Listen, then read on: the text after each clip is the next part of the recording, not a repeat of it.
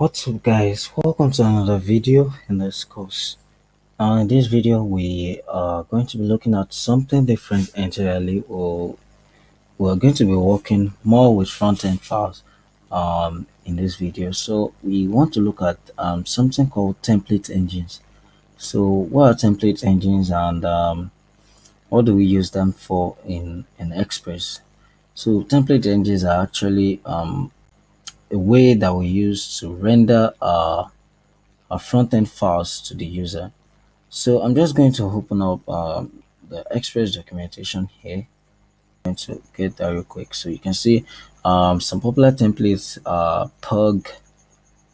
Sorry, I had to click on that. So we have Pug, we have Mustache, we have EJS, and other, others like Jade and others. Well, we have quite a lot of template engines for Express. You can check around on the site. I'm very sure there's a place where they gave a list of all the template engines that supported on Express. We'll leave a link to the description in the description of this video, a link to a list of all the template engines that we have in Express. But the one that we'll be using in this video is EJS. So we'll be using EJS in this video.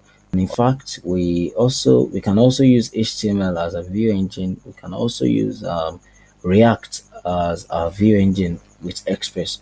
So it doesn't matter. But in this video, I'll show you how to use EJS along with Express. So I'm just going to click on this EJS link, and hopefully it takes me to the to the npm page. Cool. So we're going to install EJS as a package, as a node package. So we're going to install it via npm. So I'm just going to copy this command and dive into my console and paste the command here. So I'm going to add a save flag to it so that I have it stored in my package.json file as a dependency. So I'm going to install my EJS right now. Okay, cool. So EJS is installed for us. So now all we need to do a few things to make our Express able to support EJS or render EJS files. There are two things that we need to do.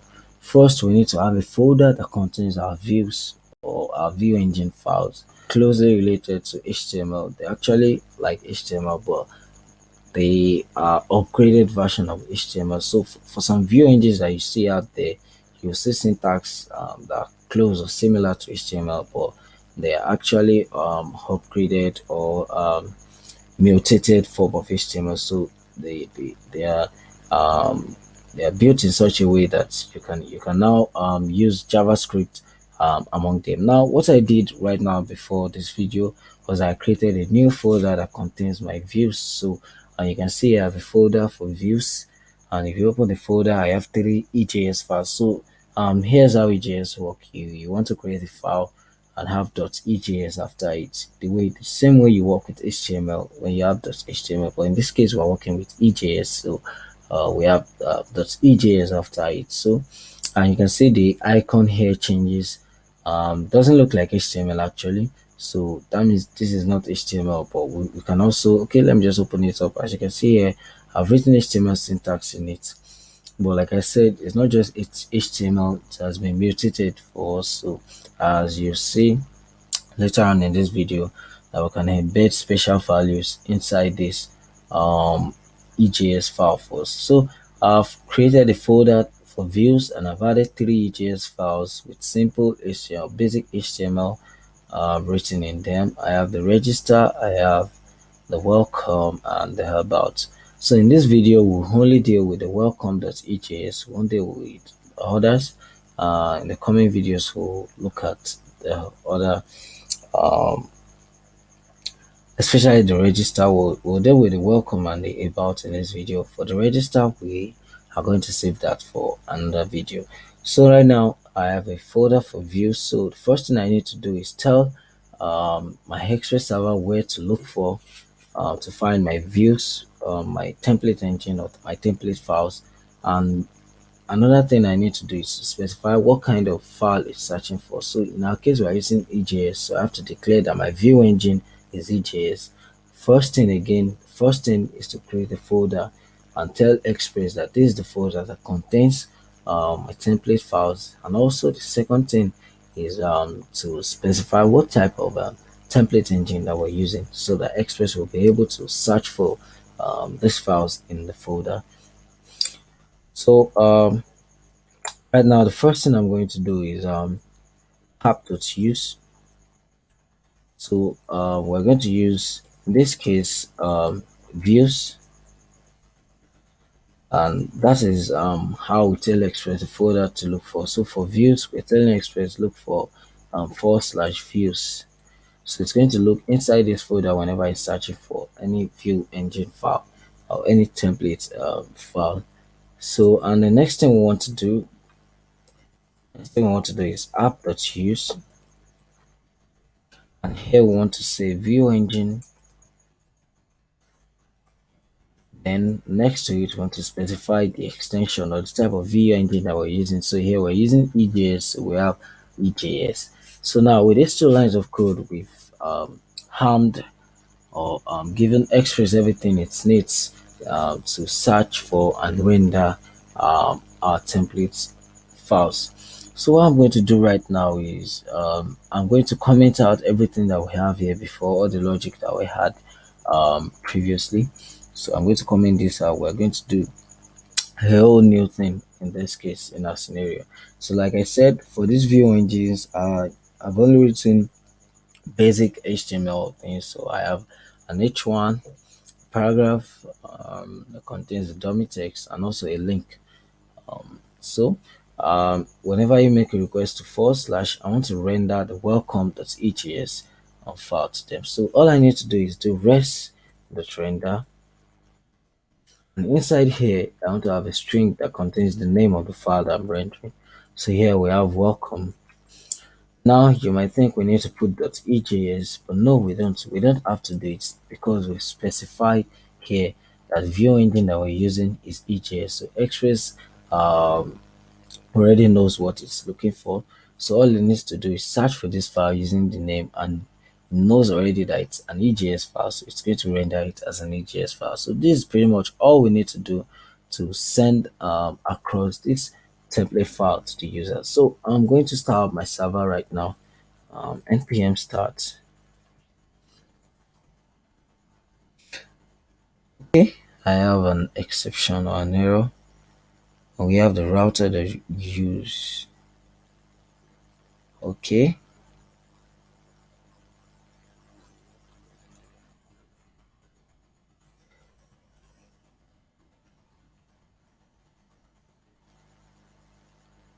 All right, so I made a mistake earlier, and instead of app.use, we're supposed to use app.set. Sorry, this is not a middleware. The app.use is saved for middleware. So that was my mistake. I'm very sorry for that.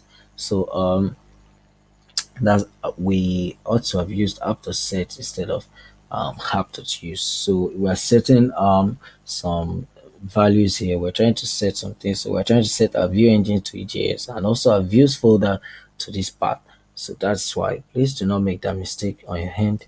So I'm going to do npm start again. Right, so our server is up and running. Very good. So let's head over to our browser and make a request to a website. And this time around, instead of just having a single line of text being sent to us, we should have an HTML file. Okay, now we have another exception, or sorry, another error in this case, not an exception. Okay, what's this about? Am I having a typo somewhere? We have welcome. .cjs. No, this isn't wrong. Isn't wrong. Let me just add it for just to show you that it's in the root directory. Let's try this out again.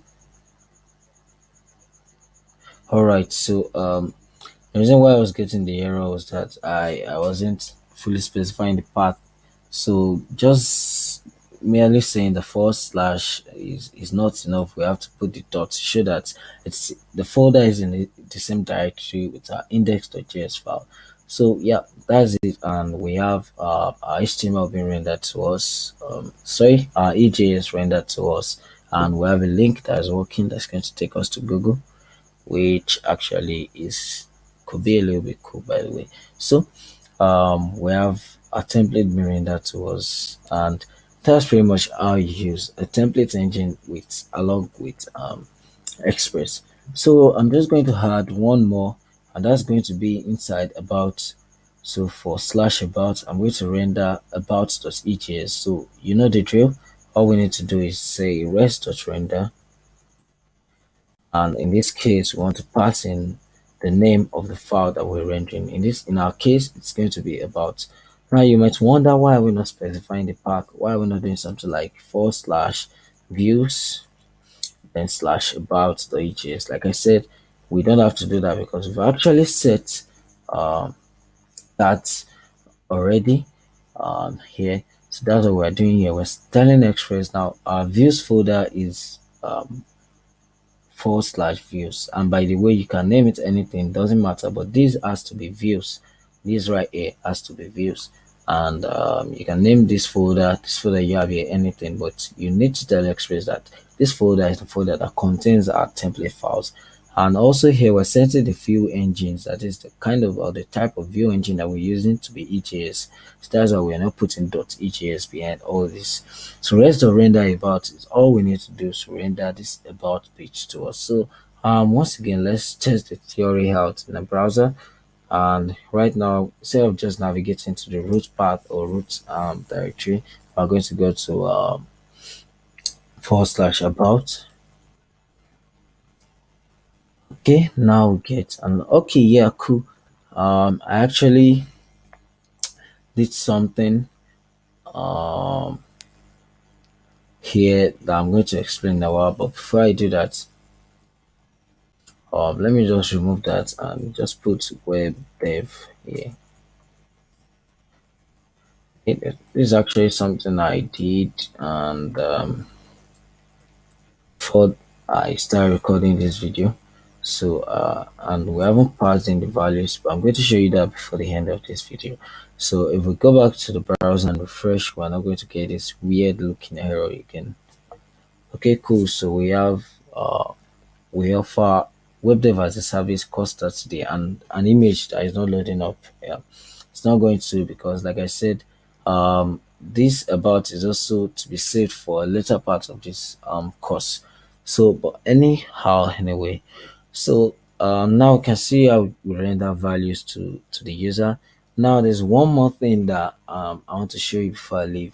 How can we inject values directly to our templates files? Now, at the beginning of this video, I explained, or I said, template engines are actually or mostly like have been written mostly in form of HTML. If you check EJS format or the PUG format, or I'm sorry, PUB format, or any other template engines we have out there, even handlebars.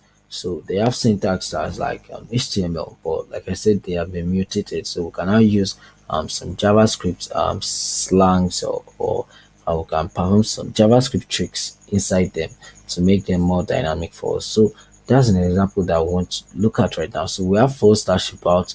So I want us to create two wrap parameters. One is for services and another one for date. So we're going to have about then forward slash service, about slash service, and sorry, it should be service, not services, about slash service slash date. Now we want to send that data along to our template engine so that it will render it for us. So to do that, we're going to have another argument being passed here, and here it's going to be in form of an object. So the object is going to contain a service, which will be whatever the user passes in into, or whatever was passed in into this wrap parameter. And if you could recall, we can access that using request.params.service. And we also have another one for the dates. So we can have dates, and that will be request dot params dot date. So cool. So we sent using this method, we can send large quantity of data across to a template engine, and we can use that to render the data out to us. So if we go back to our about.js now, we can now use something like I did before here. Uh, we can now use dynamic, we can render values to our template, or to our EJ into our EJS dynamically. So by to write or to render values to our EJS or on our EJS, we have to do something. It might look quite tricky at the beginning, but you will definitely get used to it. So we are going to have angular bracket, or whatever you call it, the less than sign, a percentage symbol, and a percentage symbol, then the greater than sign, or the another angle bracket. So this by writing this now, like I said, EJS is in form of HTML but has been mutated. So by doing this, we can now show that we want to render a JavaScript variable inside our EJS file. So we're still missing one more thing though. We need to have an equal sign here to make it complete. So like I said, it's kind of tricky, but you get used to it if you should write it for a couple of times, you're going to get used to it. So here we want to render the service, and if you're wondering where the service comes from, it's from this object. So any object you pass in, and now our code looks messy, any object you pass into this render method along with your template file is going to be accessible from inside the template file. So you'll pass in service and date, so we can access service and date right here in our template file. So we have service, and also here we want to have the date. So again, we go to the ritual, um, angle brackets and percentage symbols, and here we have date, and then we close it up again.